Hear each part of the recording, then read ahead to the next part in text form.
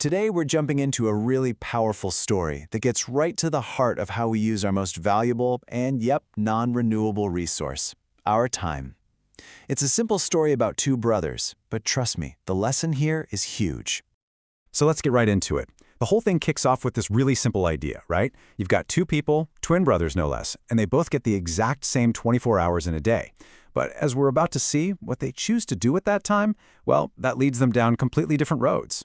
It's basically a perfect little story about mindset. All right, so let's meet our guys, Sonu and Monu. Now, being twins, you think they're pretty much the same. But when you look at how they think, their habits and their whole approach to work versus play, they are worlds apart. And this slide, this just lays it all out, doesn't it? It's the core of the whole story. You've got Sonu on one side, the planner. He sees what needs to get done and he just does it, no fuss. Then you have Monu, the procrastinator. He sees the exact same list of things to do and thinks, I'll get to it later. This one choice right here is going to change everything for them. Okay, so this is where it all comes to a head. It all happens on one single, very important Sunday. This isn't just any old weekend day. This is the day that's going to put their two completely different life philosophies to the ultimate test. So, the day starts and Sonu's already on it. He gets it, he knows there's a test tomorrow and a project due. He's thinking ahead. He's not waiting around for motivation to strike, he's building his own momentum by just getting started. And then you have Manu. And oh boy, he says the thing we've all probably said at some point. I have the whole day. It's such a classic procrastinator's trap, isn't it? He immediately decides the fun stuff, playing with friends, can happen now, and the work can happen later. It seems like a small decision, but it's the first step down a totally different path. And this timeline just shows it so clearly. As Sunday goes on, hour by hour, that little gap between them just gets wider and wider. Think about it. Sonu is investing his time, putting it into something that will pay off. Monu, he's just spending it. So by the evening, what do we have? One brother is prepared, he's relaxed. The other's just walking in the door, probably stressed, realizing he's completely out of time.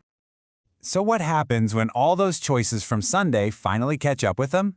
Well, the time for later is over, Monday morning is here, and the bill is due.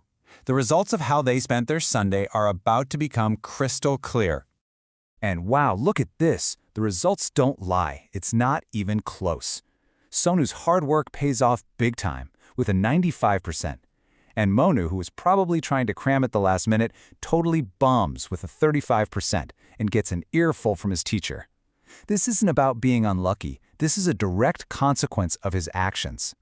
And it doesn't stop at school. The fallout follows him right home. His mom, Seema, just lays out the hard truth. This isn't about who's smarter. It's about their approach, about who respects their responsibilities. And hearing that, being compared to your own twin, man, that has to sting. So, Mona's backed into a corner. He failed at school, he's in trouble at home, and what does he do? What so many of us do. He starts looking for an excuse, something else to blame. But his dad sees right through it, and this conversation gets to the absolute core lesson of this entire story. And there it is, the ultimate excuse. My luck is going bad. It wasn't his choice to play games all day. It wasn't his decision not to study. No, it was just bad luck. He sees himself as a victim, not as the person who actually made all the choices. Let's be real though. Monu isn't dealing with bad luck. He's dealing with a classic case of procrastination. I mean, look at the definition. Delaying a task, choosing to play instead of studying for a test you know is coming. That was his entire Sunday.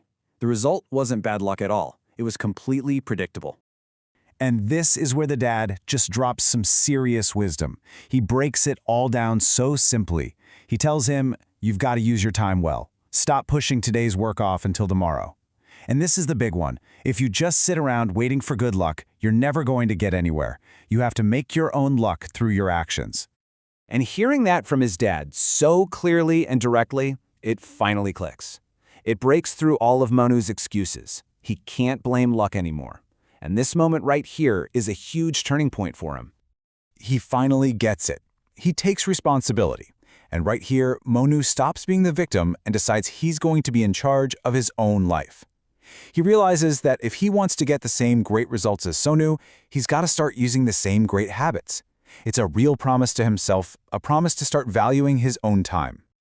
So in the end, you see, this whole story isn't really just about Sonu and Monu. It's kind of a mirror for all of us, isn't it? We've all had our Sonu moments and our Monu moments. So it leaves us with this really important question. Not about tomorrow or next week, but right now. What is one thing, just one small thing, you've been putting off that you can take action